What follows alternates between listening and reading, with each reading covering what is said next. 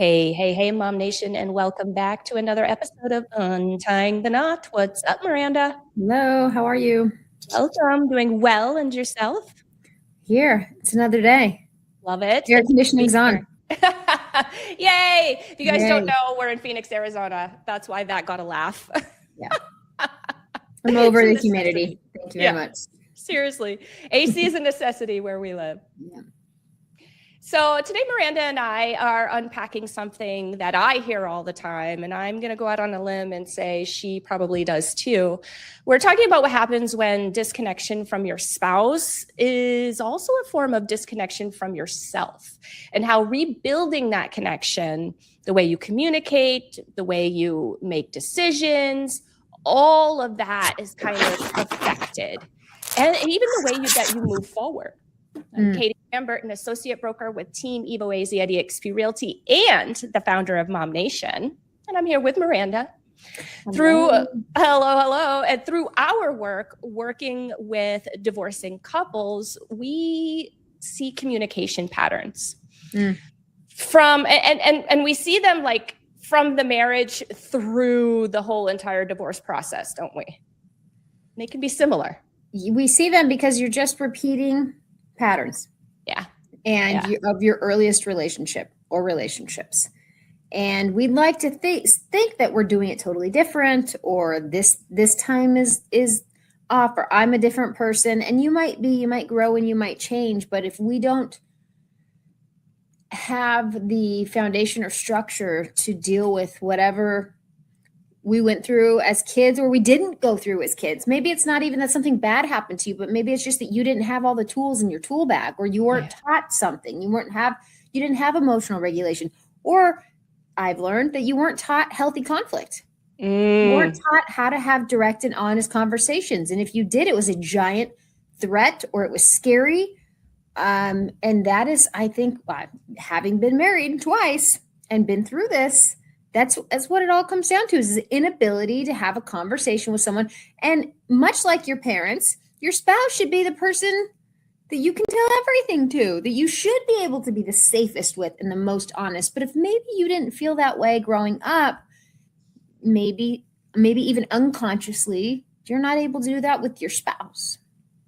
Agreed. And I love that you mentioned healthy conflict, and where were we exposed to healthy conflict, perhaps at some point in the past, or were we not exposed to healthy conflict? And, some patterns that I see, and I'm not throwing any shade, I'm not passing any judgment here on any parents. Parenting is not easy. Okay.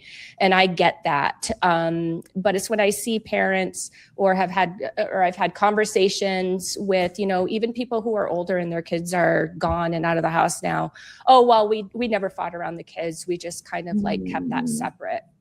Okay, well, on the surface, that sounds really admirable, right? Kids don't need to see that kind of negative stuff. Totally get it. But if the child isn't experiencing how to resolve that or how to communicate through that, how do they know when it happens to them what to do? And I don't know about you, but in my adult life, lots of conflict has surfaced. I'm experiencing this often, right? So if it's not modeled for me, if I'm not given the tools, as you say, how am I going to know, especially if I didn't experience it at all, or didn't see the two most important people in my life go through it, get through it, resolve it in a healthy way?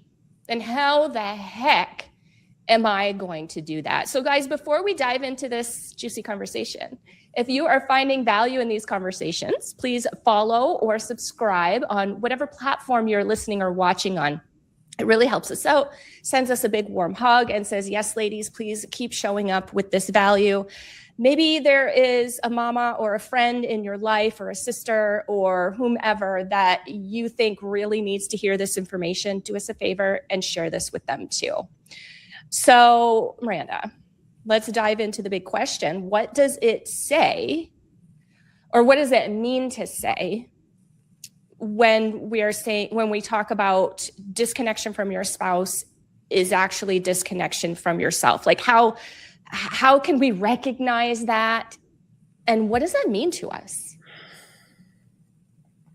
Such a loaded question. And even though I kind of have some notes, there's like so many things that I want to say because it can, first of all, it can mean something different to everyone. Mhm. But I think, or I know from experience, is the authenticity piece. We had this need. Sorry, I got hair in my mouth. We had this need as children to be authentic. We all do. We have this we're built with this human need that when we're given, we're this baby that comes out without feelings or anger or whatever, that we have preconceived notions. We're just this baby. We're just being us. We're crying and we're doing the things that we need to do. We're eating and whatever. Nobody else has put anything on us yet. But at some point, that is not okay in any form, whether it's with your parents and trauma or abuse, whether it's at school, wherever it's at. I'm not making this about my parents did wrong to me conversation. I'm making this about some point in your childhood, you being your authentic form wasn't okay. Yeah. For whatever reason. Maybe it was the very obvious reason at home, or maybe it was in other settings, or maybe with someone else. And at some point you turned yourself down or turned yourself off. Mm-hmm. Unless you had these we all have, we're all going to have some form of something. Like that's just it. It's not about not having conflict too, going into the divorce. It's not about never fighting. It's not about never getting into it. We have the perfect marriage. We never disagree. It's not about that. Mm-hmm. And it's not about never being the same as with emotions. It's not about never being sad or never being mad. That's healthy. That we're built with that in us. It's not being able to explore those things in a safe way. Yeah. So at some point when we disconnect from ourselves, and I would argue for many of the people like me who have complex trauma or have been through a divorce, so they already have this idea of what it's going to be like as you do with your parents. Mm-hmm. That's where we go. That's what we fall into. That's what we fall back. That's our default. So those stories, true as they may be, those stories are what's present in our conflict. So in theory, we should just be able to say, hey, you said this, it makes me feel this way. And then that person says, oh my gosh, I didn't mean that. Or that person says, yeah, that's what I meant. Who cares? but being able to say that and be honest about how you feel and what's going on and be authentically you, and that be allowed. A lot of us had deep, deep shame. So you weren't you weren't even at the level where you were thinking about, how does this hurt me? We were just like, hey, something's off. So if you're sensing that something's off, as happens in our relationships, and you're not able to fully express that or be safe about it, whether that's about the problem in the marriage or the problem within yourself, I'm hurt, I'm this, I'm that. If you can't explain that openly and freely, then that's where you start to disconnect. That's where you do the same thing you did as a child. You shut it down, you minimize it, you compartmentalize it, you ignore it, and it's further and further and further disconnecting. Mm-hmm. That makes sense. How does reconnecting with your own needs, because that's the goal, right? Let's get reconnected.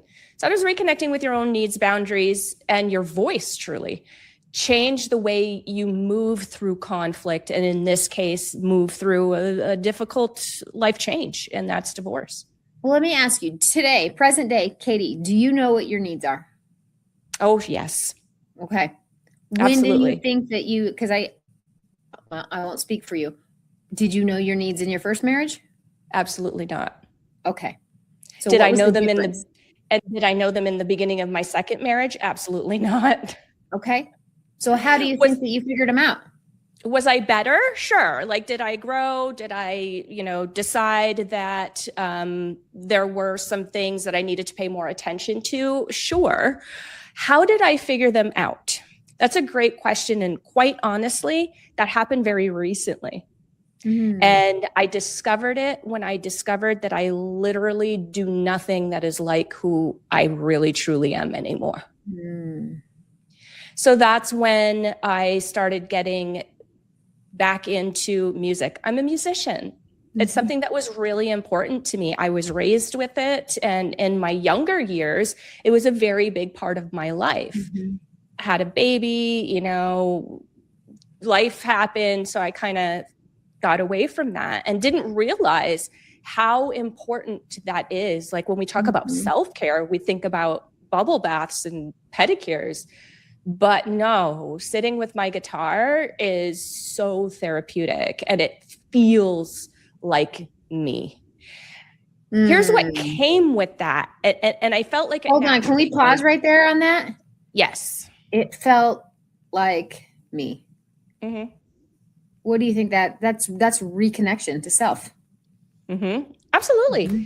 And once that happened, it was like a snowball effect.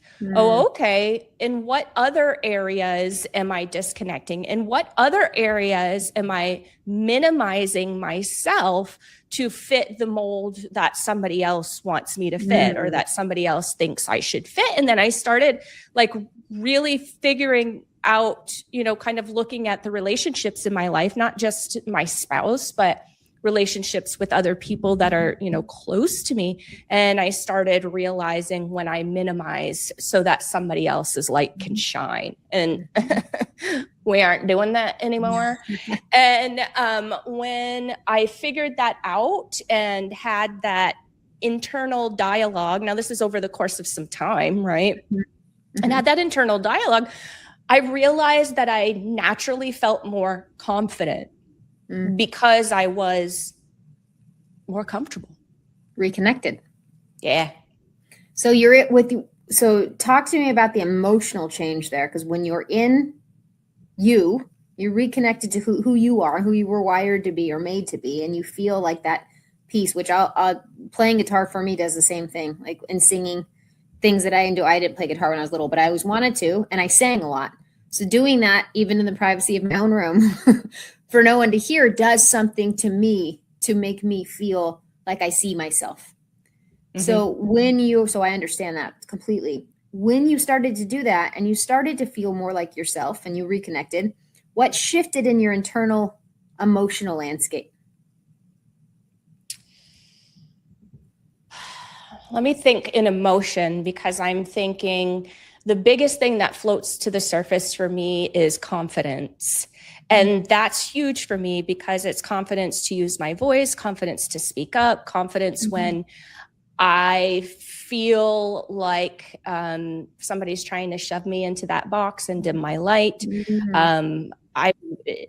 It's easier for me now to sort of realize when that's happening versus before it was really difficult to realize that. I guess what emotions would come out of that would be pride, self-love. Confidence. I heard you say first, you're confident. Yeah. And when you're confident, you just naturally don't feel the need to be so defensive. Oh, good point. Good point.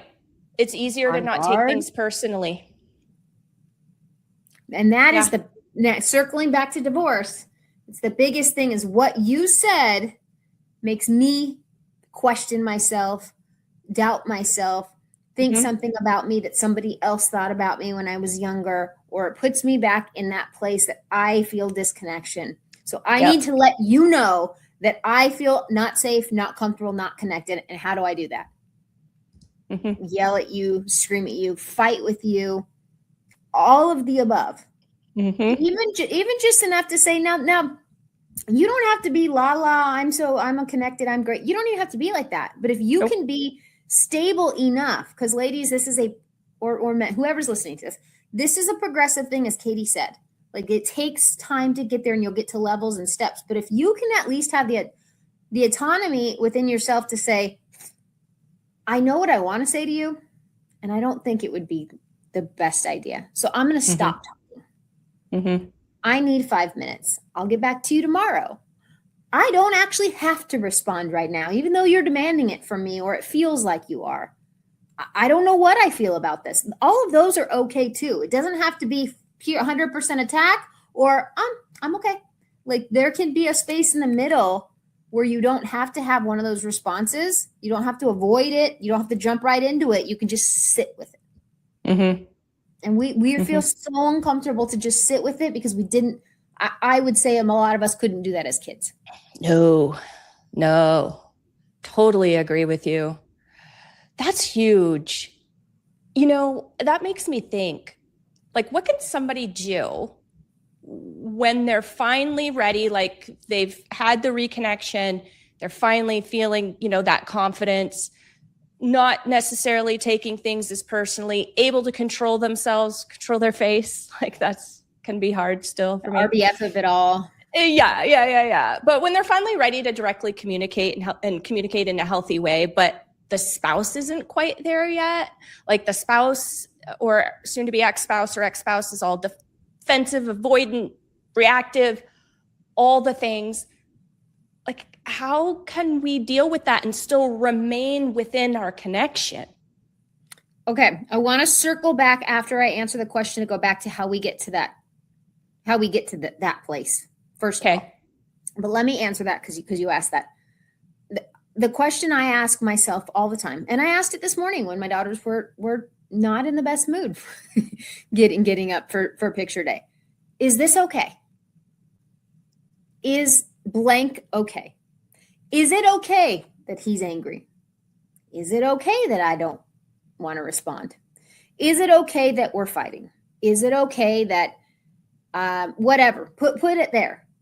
It's all okay. Now I'll always say if there's an abuse going on or there's something else, this is different. We're not talking about taking that. I'm talking about if you're in a house with someone or you're on the phone or you're on an email and you guys are fighting about something, is it okay? Yes. There's not like an impending, but we want to feel like there's an impending danger and threat. I have to answer this now. I have to explain myself now. I have to show you that you're wrong now. Like, and they might be 100% in the wrong. That has nothing to do with your emotional reaction. Mm-hmm. In fact, you're only going to make it worse if you are in the right. Mm-hmm. That is one thing I did not learn until after my second divorce. You can be right and still shut up. But it's so hard. It's so hard, especially when they're straight lying about you. Yeah. Like, I've had that. I know you've had that. Yep. And why is it hard? Let me think. Why is it hard? Because you feel wronged. I don't know. Like, we need to right a wrong. We need to stick up for ourselves. Well, all of these things. You feel a lot of shame because at some point, I know that was a lot of my childhood. I felt like I was doing the wrong thing. I was saying the wrong thing. I was always so emotional. I was always too sensitive. Whether that was said to me or implied, it felt energetically to me. Right. That was it. I didn't know at the time that my parents weren't able to meet a lot of my emotional needs because they couldn't meet their own because they weren't taught how to meet their own. So like we are just repeating. So this is not about like offsetting the work. This is about understanding that if I didn't know how to do, like, if someone had attacked you when you were younger or said something about you, how would you have reacted? It's the same way you're going to react now. Mm-hmm. If you and I can remember. I can remember being on the playground and being like, and approaching people and being like, why would you say that about me, kind of thing. Not that calmly. But I can remember it way back then. So totally. And that never left, right? It has as of recent, because I've worked through that, but that didn't leave for a long time. So that's you got to think about it. I think of everything as me as a little girl. Yeah. For me, I feel like 15 is when my life really shifted and I really stood up for myself for the first time in my life. And then I didn't know what to do with it. I didn't know where to go with it. I didn't know how to handle it. I didn't know how to deal with my emotions. So I just started barreling through life, trying to, and repeatedly standing up for myself again and getting the courage and then jumping from the fire to the frying pan. Like, I don't know what to do with this. I'm going to barrel into another situation. And so you get this temporary relief, which I would say for a lot of people who don't do the emotional work is what divorce is. It's temporary relief. And maybe the divorce needs to happen. That is completely not what I'm talking about. I'm talking about you're going to feel the relief and then internally you're going to go right back to the same place because you're not doing the inside heart work that needs to happen to break free from these emotional patterns and stories that own us. Mm-hmm. So being able to I think so my point was, I think a lot about me as a 15-year-old. And I think that's how I've lived most of my life, is that I've got a little bit of courage and strength, and I want to learn and I want to grow, and I'm going to keep working and keep proving, but I'm not able to just sit with, what is 15-year-old feeling? What does she need?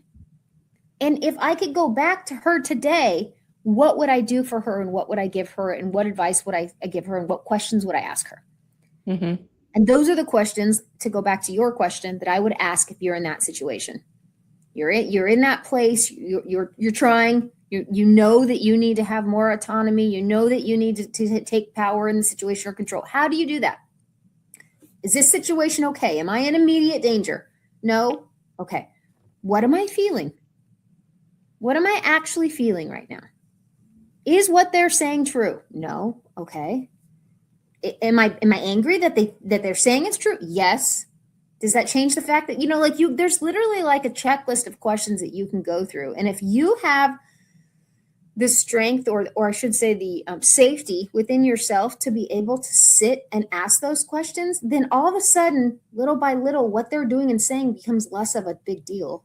And it's more and more about how I can be with myself in this moment. What do I need? What do I need to feel? And you can literally tell you, and I know a lot of people are like, oh, this is dumb. Well, it might feel dumb, but that's just some part of you that, because you didn't learn how to do it prior, is kind of butthurt about that. It wouldn't be dumb if it was a little kid. If it was a little kid, we would say, how are you feeling? Do you want to talk about this? How we do it with our kids now, that's not dumb. But for some reason, we think it's dumb to do it with ourselves. Yeah. So I don't know if that answers your question about like, what can you do in the moment, is really just, can you be with yourself? Is it all right for you to not analyze the situation? Is it all right for you to not have a reaction? Is it all right for you to be very honest about every feeling that's present right now? And just sit. And I love that advice. When it comes down to the action of communicating with the soon-to-be ex or ex, and they haven't quite gotten there yet, they're still disconnected from themselves, right? Because they're reacting, they're avoidant, they're defensive. Maybe they're totally NC, which I learned means no contact. Be proud of me. You know what I mean? Like, how do we deal with that without redisconnecting ourselves because we're pulling that burden back onto our shoulders? You know what I mean? Like, it feels like in that situation, if it were me back in the day before I reconnected, like I would just burden that. Like I'd just put it in the backpack. Yeah. I think, gosh, one thing is I don't want that burden anymore. Right. Like sometimes we get to the point where we have to decide. I was just having an in-depth conversation with someone about this morning. We have to decide if we want that anymore. Do we want that to be our story anymore? Do we want to feel, because I guarantee you, if you're feeling that, like you actually put it on. If you're feeling like that, then you felt like that many times in your life. You felt like you had to take the emotional weight, whether it was your parents or your ex or your siblings or whatever. You feel like you had to wear something. You feel like you had to neglect your own needs to meet someone else's, or to protect so that they didn't explode, or so that they didn't, give you whatever you didn't want to give, which is where that disconnection comes in. We're talking about as a kid, our loss of self-connection. But like first of all, I don't want this story anymore. So if I don't want this story anymore, and here's what we talk about this often, right? Here's what I know what I don't want. What do I want? And so that requires different actions. And we're so hardwired and programmed with our current actions. I go through this daily. I feel like my heart has totally changed, and who I am has totally changed how I handle things. And I've sat with that little girl and I've dealt with the shame, but that doesn't mean my nervous system and my brain aren't still wired for those patterns. Right. And that's where that pausing and the reminders come in. And the more you do that, the less you'll have to. That's not a life sentence. But if you've got years of stuff built up, if you've got years of a marriage of resentment and disconnection, all of those experiences, fights, actions are present with you today. We're not talking about you and I, what we're thinking about today. We're talking about all these other times you did me wrong and you made me feel bad and da da da da. We're going all the way back. Does that make sense? It makes a ton of sense. Yeah. So that all being said, how can somebody begin recognizing their own communication patterns, right? And taking responsibility for those without feeling like they're taking responsibility for everything that went wrong? Yeah. Well, let me put a pin in that because I don't think I fully answered your last question. How do we not make it about the other person? Yeah. Or how can we, when we're ready to communicate and we're grounded and we're confident and we're connected to ourselves, but our spouse isn't. Yeah. Okay. Because they're still doing the stuff. The thing. So we talked about, we let that be okay. Like, is it okay in the moment? Yes. What do I need to be? Am I coming from the right place? Am I, for everyone you point, there's 3 back. Am I go through your own checklist of stuff? What am I making this mean? Is that what they're really saying? Here's a good question. Am I hearing something they're not saying? Yeah. Giant. How often do we jump on the assumption train and completely assume what somebody is thinking, saying, or their motivation behind it? If you're in a high conflict divorce, probably 95% of the time. Yeah. And that 5% just in regular everyday life. Yeah. Yeah. And that goes back to, have you ever been comfortable to have an honest and direct conversation? And is conflict okay? Because that's where relationships really grow, is in conflict. But if conflict taught you that relationships were not safe, as it taught me, then that's counterintuitive to everything that I know. So go through that checklist. And then the last thing I wanted to say about the other person is accept. You cannot expect somebody to show up differently than they have always shown up just because you're showing up differently. That's 1. 2, accept. Yeah, your expectations. Yeah. And then accept the fact that they might never. And just because you figured it out doesn't mean that they have the same tools or that they feel safe or that they want to. That's why I asked that question. Do you want to? Some people need someone to blame. They need someone to put their stuff on because it's too scary in here for me to sit with anything. So I need to make you the bad guy. And that's why I think we talked about last month, or maybe I did it on a live. Anyways, being a bad mom or being told you're a bad mom and what that elicits in you. And if I'm so confident, I'm not a perfect mom, but I'm a present mom. And I am so confident in the mom that I am today. Either one of my ex-husbands could tell me that. I could literally laugh, not in a like, what? Like, I could literally like chuckle and be like, okay. And I get no reaction at all. But that's because I understand all of this stuff now. And it took me years to work through my stuff. It's not easy. It's not. But I'm okay with whatever they come back with because I know I've checked myself and I know that my kids are better now because of it. And it's safe for me to move on. So I wanted to finish that other person piece because sometimes that's still a performance piece, right? That's still how can I fix this? How can I make them see? How come they're not a healthy communicator and I am? Like, we're still trying to accomplish something, which maybe there's nothing for us to accomplish. Maybe the best thing you can accomplish is to set an example and model how you would love them to be able to be, and just hope and pray that they want to do that for their own relationship with their children. And if they don't, they don't. And there's nothing you can do about that. Yeah, that's a tough part.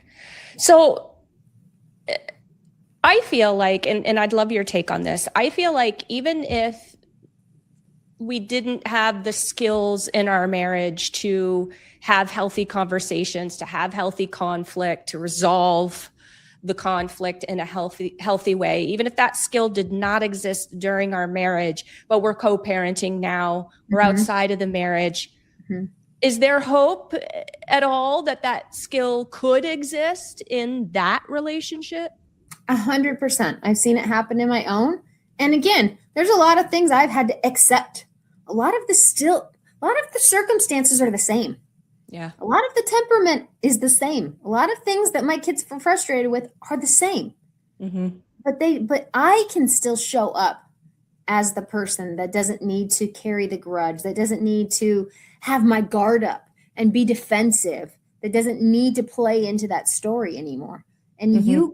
it's almost like it's really just having the honest conversations. The further and I we've gotten along, it's been 9 years, and we've been able to have a series of conversations in the last 2 years, and I've been able to be brutally honest. And even though I would say the behavior is still not what I think is great, that doesn't mean anything about me being able to say, I take accountability for this. Despite what was going on that I don't agree with, I still did this and I shouldn't have. I still Mm-hmm. said this and I didn't mean it. I still hurt you. I still did this because I knew it would hurt you. Like Mm-hmm. I still was doing things to defend myself, to hurt you, to get back at you.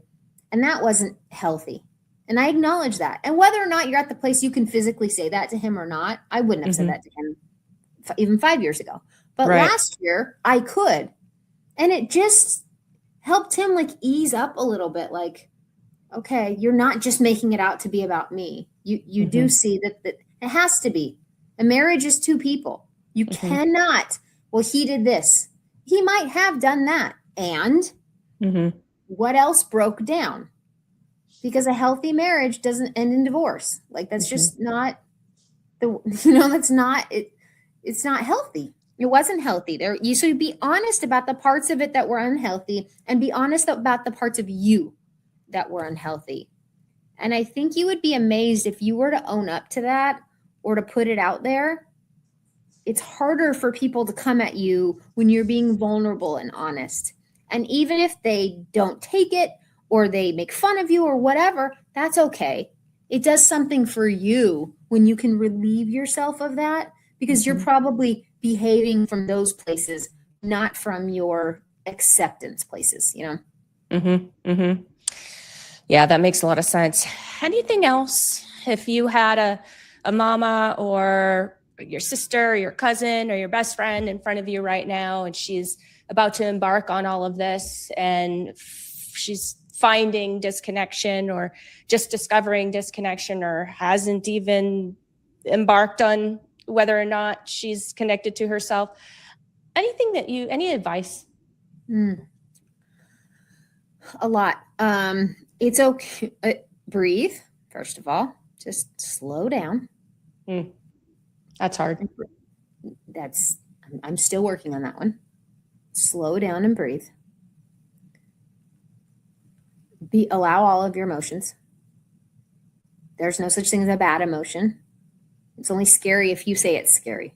But all of our emotions are what we're supposed to have them, and they're signs that tell us that we are disconnected or that something's off. So instead of running from them or minimizing them or hiding them or putting on a tough face for your kids because they're still going to feel it, even if you want to think that you're being super mom, instead of doing that, allow them. Maybe you have to allow them one at a time, but just allow them to be there, sit with them, listen to them, and find people that you can be vulnerable and honest with. Also be honest and vulnerable with your children. That doesn't mean you tell them about what's going on. It doesn't mean you tell them about they're not your therapist. Right. But be honest about, I am feeling some anxiety today. It's nothing you did. I need to take 5. Mm-hmm. Or mom's just really sad. And you know what? Sometimes it's okay to be sad. So if you see me crying, don't be concerned. I'm just, because then they get the idea that they're not supposed to cry or it's not healthy to deal with things that way. Right. I think we're teaching our kids, and this is a whole nother subject, but I think we think we're protecting our kids when we're really teaching them our unhealthy habits in different ways. Yeah. Yeah. Just like, and I can totally picture this person that I had this conversation with, that said, I never saw my parents fight. Never saw them kiss either. Mm-hmm. And that's that swing that we get on. We tend to do like I didn't feel a lot of affection or that like you're so pretty or that huggy type thing. So guess what I did? I went 100% the other way. It doesn't mean I didn't mean it. It doesn't mean my kids didn't benefit from it. But in my mind, I was like, I'm going to overcorrect the undercorrection, right? And instead of just finding the healthy spot, we sometimes find the counter. And at some point, they're going to realize this is more about you than me. Yeah. Why are you constantly telling me that? Why are you okay? I got it. You love me. But we're just trying to prove something to them instead of just saying it genuinely and authentically. Yeah. Yeah. I agree. Guys, none of this stuff is easy. I mean, when have you ever ran into a situation that was easy? I mean, it might have been smooth, right? Like people have smooth divorces out there. I've seen that happen before. Smooth, yeah. Easy, no. It's just quite the transition in life. And hopefully having these conversations, or at least listening to Miranda and I have these conversations, share our personal experiences. Hopefully this is helping you to feel a little bit less alone. Like, hey, I've got somebody in my corner, even though we may not personally know one another. I'm just really hopeful that that's the message that our shows promote. That's really big for me. Well, and my kids hate this expression, but it's so true. It's not what, it's how. Yeah. It doesn't matter if you get a divorce and you guys are friends and you're amicable. It's a death. It's a death of a thing that you guys were that will never be again. And if you don't give it the honor it and grieve it, even if like let's say the difference between maybe a child dying and then a person that was 100 that was ready to go, it's still a death. You still have to process the loss of that person, even though you're so happy for them or you're amicable. You still have to process that person's no longer in your life, and that what did it mean, and what does that mean about me, and how does this remind me of my past, and what is it? There's so much there that you have to think about. Don't do yourself the disservice of I'll be fine, or this doesn't really bother me, or even I would say, Katie, in your relationship, like it took you time. I know that you have a great spouse and you have a healthy relationship, but even in that container, it took you time to get to where you reconnected to yourself. Absolutely. Yeah. I would love to talk about that on another show, about how because you don't just get into another relationship and then it's okay. Like you have to deal with these things. And it was well into this one, this particular relationship. I've coming up on 13 years that I've been married. So it's well into this relationship that I started along that path. And I'd love to talk with you about that. But because I don't have that experience yet. I hope to. Yes. That is a new episode too, the new relationship. And yes, the new relationship with yourself, which what I'm learning from you needs to happen before your new relationship with another person should happen. Well, it could. Yes. And healing, relational wounds heal in relationship. So do that, sit with yourself, but then don't let that stop you from getting in a relationship, because you have to explore those things with someone else. Right. You just want to make sure, if you can't be honest with yourself, talk to yourself, handle your own feelings, then you can't be honest with someone else and handle their feelings. Exactly. Good point. Well, thank you again, Miranda. It's always so nice to, of course, you're very welcome. And I'm an open book, always have been, truly. And so that's why I love having these conversations, because honestly, it really warms my heart to have them with you. I always learn something. And again, I just want our audience, our mamas out there, the eyes and ears that we touch, the hearts that we touch, to know that they're not alone. You're not alone. You're not alone. And it doesn't matter if you feel like you had a great childhood and you don't understand all that. It doesn't matter. It doesn't matter what you're dealing with. We all have a right to be connected to ourselves and to feel safe in our lives, in our relationships, but that has to start with yourself. And I want you guys that are out there to know that healing's possible. You don't have to go through life just surviving or constantly feeling like you're running from something, or and life is hard. Hard things happen in life, but you can choose the path that's the continuance of the same hard thing over and over and over again, or you can choose a path of heart that eventually takes you somewhere that's freeing and uplifting and makes you feel more connected to God, nature, yourself, whatever. And then that's how we learn and grow on that path. The other path is just the same thing. And that's just tiring. Mm-hmm. Very, quite exhausting. Yeah. All right, guys. Well, thank you again for being here with us. If you want to check out any of our previous episodes over on our YouTube channel, it is at Mom Nation USA. That's our handle. Scroll down just a little ways. You will see the bright blue playlist, and that is Untying the Knot. You can check out all of our previous episodes there. Click the like, follow, subscribe button. We appreciate that. Like I said at the top of the show, it sends us a big warm hug and says, yes, keep on showing up, keep having these conversations. We love that. Thank you. On your favorite podcast platform, do a quick search for Mom Nation Talk Radio. There you will also find us. Do all the same things. Click the little bell, the follow button, all the things, and you will never miss a beat. We'll see you next time. Bye. Bye, guys. Feeling overwhelmed, stuck, or disconnected from yourself? Miranda Ray offers one-on-one private sessions designed to help you reconnect with yourself. Gain tools for emotional healing, build confidence, and step into your power with compassionate guidance every step of the way. You deserve peace. You deserve clarity. You deserve to feel good again. Let Miranda help you get there. Take the first step toward a brighter, more balanced you. Reach out to Miranda now.